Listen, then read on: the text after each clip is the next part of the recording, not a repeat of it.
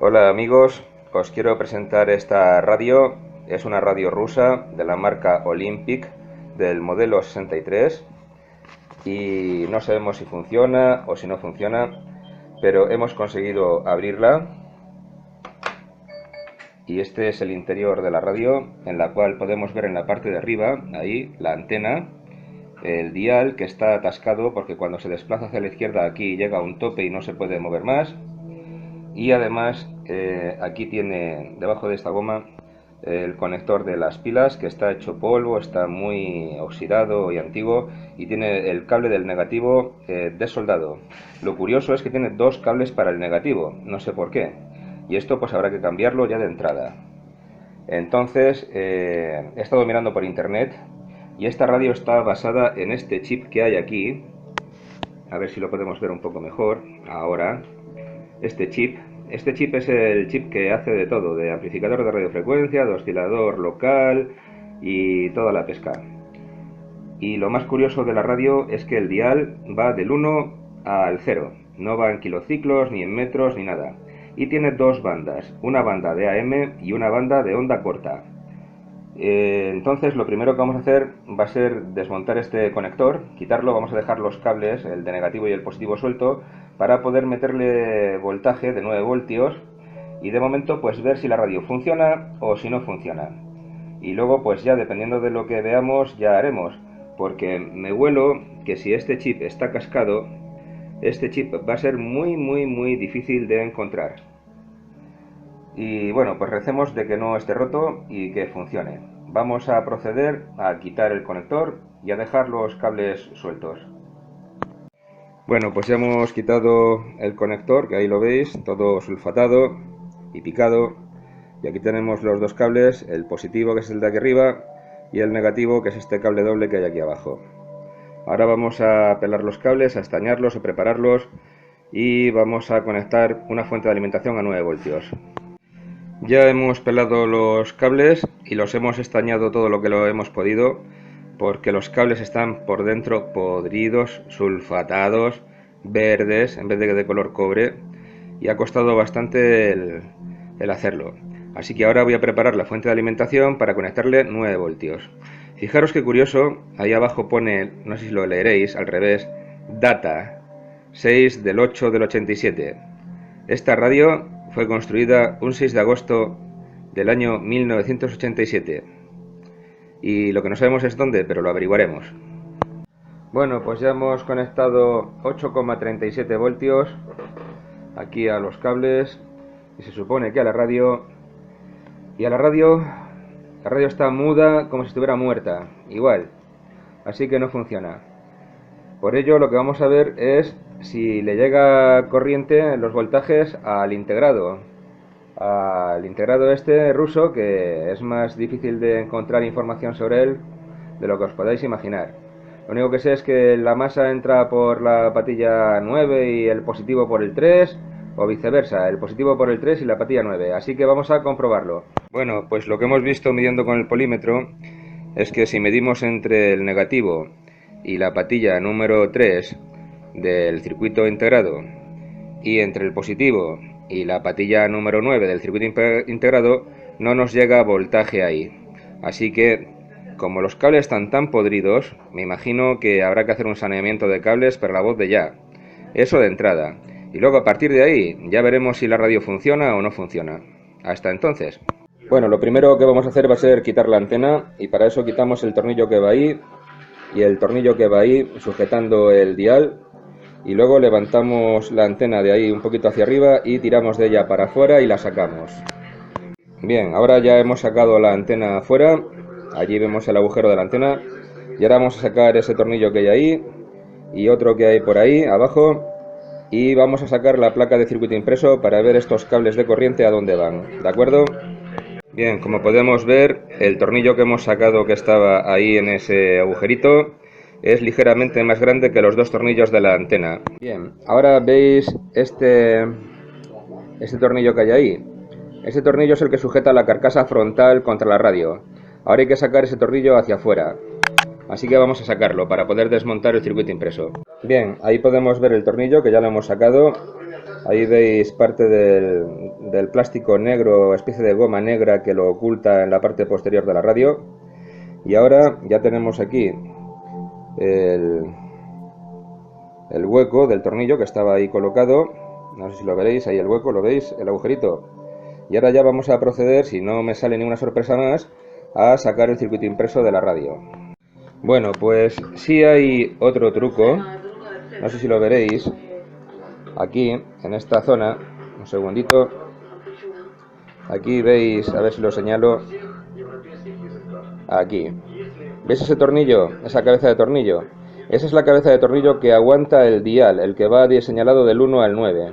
Hay que sacar el dial de plástico, que lo veréis aquí, que va enganchado con esta muesca de aquí en la cabeza del tornillo, y una vez que lo hemos sacado, habrá que sacar ese tornillo, a ver si lo señalo, este tornillo habrá que sacarlo, sacar el postecito que lleva y ya tendremos el circuito impreso libre para sacarlo. Y ahí está el postecito con el tornillo una vez sacado, y ahí vemos que ya está el hueco libre y vemos el agujerito ahí en medio. Bien, y ahí están los cables que van a la bobina de ferrita, a la antena. Y ahí tenemos otro tornillo que ya veremos a ver si está también enganchado a la parte de abajo o no. La verdad es que esta radio está llena de sorpresas por todas partes. Y ahí está el selector del dial, la barrita que se desplaza de izquierda a derecha. Y luego pues nos tocará montarla, que será otro problema. Y este cable que veis aquí en medio es el cable que va a la antena, ¿de acuerdo? A ese terminal de ahí que es el que va conectado a la antena telescópica. Bueno, pues vamos a seguir desmontando. Bien, ya tenemos todo el circuito impreso fuera de la caja. Una vez que sacamos ese famoso vástago que hay ahí dorado, de color dorado, ya la radio se levanta el circuito impreso, se puede tirar de él hacia la parte de adelante y ya hemos sacado el circuito impreso. Y ahora vamos a comprobar lo de los famosos cables de alimentación, el positivo y el negativo, a ver a dónde van, ¿de acuerdo? Porque tienen que llegar a la patilla número 3 y a la patilla número 9 del circuito integrado. Este circuito integrado que vemos aquí, K174XA2. Bueno, pues vamos con ello. Bueno, y aquí vemos la parte de atrás del circuito impreso de esta radio. Ahí vemos el volante que mueve el condensador variable y la cuerda que mueve el dial. Ahí vemos la antena de ferrita. Y ahí en medio tenemos las 16 soldaduras del circuito impreso. Y ahora nos viene una tarea bastante difícil, que es saber cómo va el positivo y el negativo y cómo llega al circuito integrado. Y bueno, la cuestión está en que los tres cables que teníamos uno de positivo y dos de negativo, un negativo iba al conector de auriculares que está ahí debajo, el conector de auriculares. El otro negativo es el negativo propio de la alimentación y el otro cable es el positivo de alimentación. Ahora vamos a intentar averiguar cómo va la alimentación de positivo y negativo hasta el circuito integrado, porque eso es primordial para poder reparar este aparato de radio. Estoy intentando sacar el esquema para saber cómo demonios va la alimentación hasta el circuito integrado y es súper tedioso trabajar con toda esta maraña de cables que hay aquí. Aquí estoy intentando sacar el esquema y me es muy difícil. Así que he optado por tomarme unas notas de cómo van los cables y voy a desconectar los cables para poder quedarme con el circuito impreso en la mano y así poder trabajar con mucha más facilidad. Bueno, pues ahora ya tengo el circuito impreso suelto de la caja, con todos los cables ahí, pero ahora ya por lo menos lo puedo manejar, que antes era imposible. Y aquí tengo la caja, y una cosa muy importante que voy a hacer va a ser comprobar que el altavoz funciona. No vaya a ser que antes, cuando le he metido la alimentación, el altavoz no funcione y por eso no se oía. Ya he comprobado el altavoz, y el altavoz me da una impedancia bastante inusual, 43 ohmios. Y también el conector del jack de audio que está ahí también funciona correctamente. Voy a averiguar esto de los 43 ohmios porque me tiene un poco intrigado. Bueno, pues he intentado leer lo que pone ahí y está todo en ruso. Y lo único que entiendo, porque un poquito de ruso sé, es que pone algo así como altavoz fabricado en la Unión de Repúblicas Socialistas Soviéticas. Después no entiendo lo que pone y me da la impresión de que eso que pone aquí en el centro de la imagen, a ver si lo veo mejor, debe de ser la impedancia, y debe ser 50 ohmios. Luego, si me daba 47, quiere decir que el altavoz está correcto.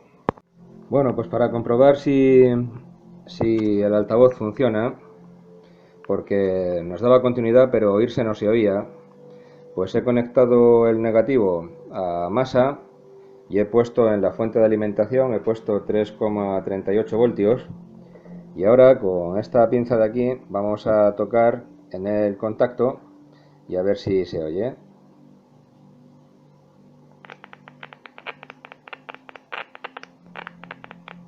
Y vemos que sí que se oye. Luego el altavoz y el contacto del auricular funciona. Y ahora voy a seguir trabajando aquí sobre el circuito integrado y la alimentación, porque yo necesito saber qué demonios pasa ahí, si llega, si no llega alimentación, para poder averiguar si el circuito integrado funciona o no funciona. Y me espera una buena tanda porque esto es un trabajo de chinos. Desesperado que estaba ya de tanto dibujar y dibujar e investigar cómo iba la alimentación de este circuito integrado, decidí sacar los voltajes que me llegaban al mismo una vez que alimentaba la radio con 9 voltios. Y estos son los voltajes que encontré en cada una de las patillas del famoso circuito integrado. Y la verdad es que no comprendía el por qué no me aparecían los 9 voltios por ninguna parte. Me aparecían 4 patillas a 7,2 voltios, otras 3 a 1,5, otras 4 a casi 2 voltios y 2 a 0 voltios. Y eso era una cosa muy extraña para mí, no lo entendía. Así que me decidí a buscar por internet el esquema de este circuito integrado y más información. Y este fue el esquema que encontré del circuito integrado en internet. En la parte de abajo pone Principialnaya Schema Integralion Microschemi y el número del circuito integrado, que significa algo así como esquema principal del circuito integrado. Y bueno, pues encontré también algo de información, como por ejemplo, pues que es un semiconductor de tercer grado de integración, contiene 34 transistores, 21 diodos y 57 resistencias. Y lo más interesante es que lleva dentro un amplificador de radiofrecuencia, un control automático de ganancia, un estabilizador de voltaje, un amplificador de frecuencia intermedia, otro control automático de ganancia y una parte que es un heterodino para la mezcla de radiofrecuencia. Así que seguí buscando por la internet y encontré un circuito de una radio muy parecida al circuito de radio que tengo delante de esta radio Olympic. Y bueno, pues con este circuito ya pude empezar a averiguar el porqué de esas extraños valores, aparentes extraños valores de tensión que había en el circuito integrado. Entonces, bueno, os aconsejo que paséis a pantalla grande para poder ver el siguiente esquema que os voy a presentar y que podáis ver cómo van las tensiones de alimentación y más o menos cómo funciona este circuito. Bien, pues este es el circuito del circuito integrado con todos sus voltajes y de la radio. Y entonces, bueno, pues os comento, en azul está pintado el negativo y la toma de masa. En rojo está dibujado todo el circuito por donde va el voltaje positivo de los 9 voltios. Y en verde está dibujado por donde va toda la salida de audio. Entonces, bueno, pues vamos a empezar con el negativo. El negativo sale de la batería que está a la derecha, llega a un punto por el cual se conecta a la masa común de toda la radio y por el otro lado alimenta el negativo del altavoz. El positivo, bueno, pues sale de la batería que está al lado derecho del esquema, como ya os he explicado, atraviesa el interruptor que va en control del potenciómetro y luego pues llega hasta la patilla 14 y hasta la patilla 18 del circuito integrado. De la misma patilla 18 sale hacia la izquierda del esquema y se bifurca, atraviesa una bobina por un lado y atraviesa otra bobina por el otro lado, dependiendo de cómo esté conectado el conmutador de bandas, de la onda media o de la onda larga. Antes dije onda corta, era incorrecto, es onda larga lo que tiene este aparato de radio. Y a través del conmutador llega el positivo a la patilla número 8 del circuito integrado. Con respecto a las masas, pues en la parte de arriba la patilla número 3 va conectada a masa a través de una resistencia de 2,2K. La patilla número 7 va conectada a masa a través de la bobina L5 y a través de una resistencia cuyo valor no se ve muy claro, y por fin va conectado a masa. Y la patilla 8 va conectada a masa y a su vez a través de la resistencia R4 de 1,5K se conecta la patilla número 10 a masa también. Luego, con respecto al audio, el audio sale por la patilla número 9 y atraviesa una resistencia R5 de unos 30 kiloohmios y llega a la parte de detección, que es ese diodo que veis ahí, que es una detección por masa, o sea, todo lo que es positivo pasa al amplificador de baja frecuencia y todos los semiciclos negativos se derivan a masa a través del diodo. Es la primera vez que yo veo una detección de esta forma, porque siempre he visto la detección en serie, pero nunca en paralelo. Pero bueno, la verdad es que es lógico que funcione así tal como tiene que funcionar. Una vez que ya hemos detectado el audio, atraviesa otra resistencia, la R5, que es una resistencia de filtro, y llega al potenciómetro, sale del cursor del potenciómetro, atraviesa un condensador, el C26, llega a la base del transistor KT1, no, VT1, de ahí se amplifica por el colector, llega al transistor VT2, el transistor VT2 ataca a las bases de dos transistores que son complementarios, porque son uno NPN y el otro PNP, y cada uno de los transistores amplifica un semiciclo. Y la salida sale por donde está la zona del VT4 hacia un condensador y por fin a través del condensador llega hasta el altavoz, y ahí es donde se escucha ya por fin el sonido.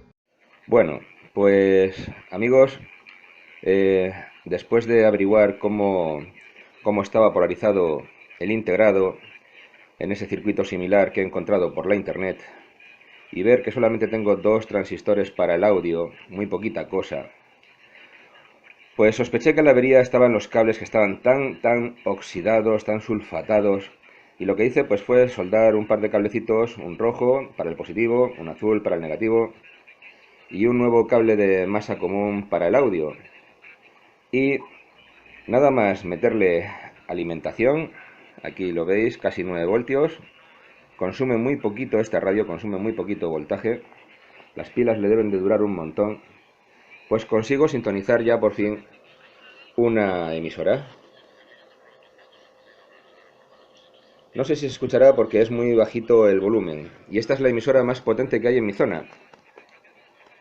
Así que, bueno, pues ya lo único que me queda es esperar a que me llegue el conector de batería nuevo y voy a cambiar todos los cables. Todos los cables los voy a cambiar porque estos cables están con una resistividad muy alta. Y entonces, pues cuando haya cambiado todos los cables ya seguiré y miraré a ver qué pasa con la sintonía, con el ajuste de sintonía, a ver si está bien o no está bien.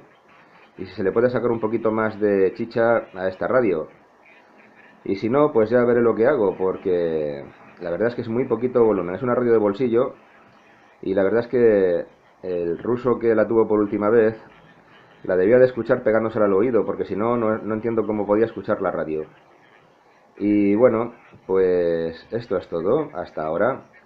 Y ya cuando me venga el portapilas, el conector para las baterías, seguiré explicando pocas cosas más de esta radio.